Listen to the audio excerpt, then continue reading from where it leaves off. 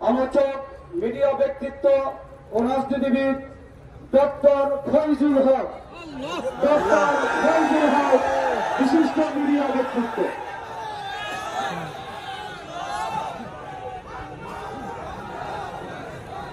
ভাই একটু ভিডিও করতে পারেন, বুঝছেন? বিসমিল্লাহির রহমানির রহিম। চরমোনাইয়ের বার্ষিক মাহফিলে আগত লক্ষ লক্ষ মুসলিয়ান, মঞ্চ উপবিষ্ট জাতীয় নেতৃবৃন্দ, ওলামা মাশায়েখ, পীর মাশায়েখ, অত্র মাদ্রাসার ছাত্রবৃন্দ, আসসালামু আলাইকুম ওয়া রাহমাতুল্লাহি ওয়া বারাকাতুহু। বক্তব্য দীর্ঘায়িত করার কোন সুযোগ নেই, শুধু আপনাদেরকে একটি কথা স্মরণ করিয়ে দিতে চাই।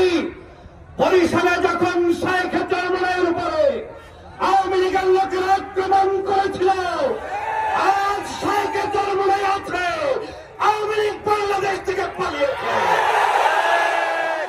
স্মরণ করিয়ে দিতে চাই, আমার শেখ চরমোনাই সেদিন বলেছিল শেখ হাসিনার পতন নিশ্চিত না করা পর্যন্ত ঘরে ফিরে যাবে না, যাবে না, যাবে না। শেখ চরমোনাই তিনি তার কথা রেখেছেন। বাংলাদেশ থেকে ফ্যাসিবাদকে মুক্তির জন্য চরমোনাইয়ের পীর সাহেবের নেতৃত্বে সারা বাংলাদেশের মানুষজন ঐক্যবদ্ধভাবে রাজপথে ছিল, ঠিক কিনা বলে? আগামীর বাংলাদেশ ইসলামের বাংলাদেশ। রক্তচক্ষুকে আমরা ভয় পাই না।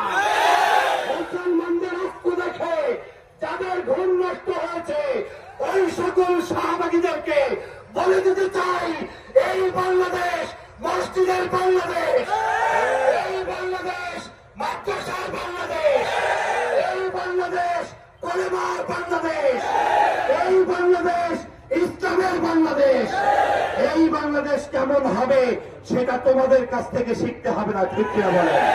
এই বাংলাদেশ পরিচালনার জন্য এই বাংলাদেশে যারা আছেন ঐক্যবদ্ধভাবে আগামী দিনে রাষ্ট্র ক্ষমতায় কে আসবে কে আসবে না সেটা আমরা জানতে চাই না।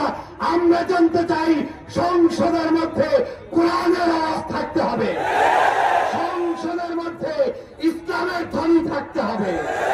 অতএব যারা যারা ইসলামকে প্রতিষ্ঠিত করতে চান, দাঁড়িয়ে নারায়ে তাকবীরের ধ্বনি দিতে হবে।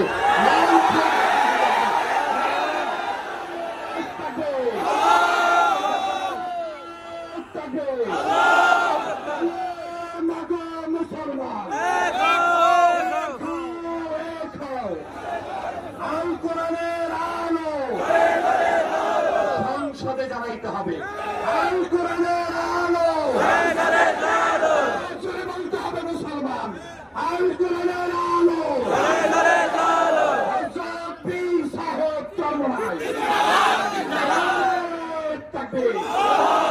আসসালামু আলাইকুম ওয়া রাহমাতুল্লাহি ওয়া বারাকাতুহু। অসংখ্য ধন্যবাদ ডক্টর ফয়জুল হক সাহেবকে। সম্মানিত উপস্থিতি, ইসলামী আন্দোলন বাংলাদেশকে জানার জন্য আপনাদের মাঝে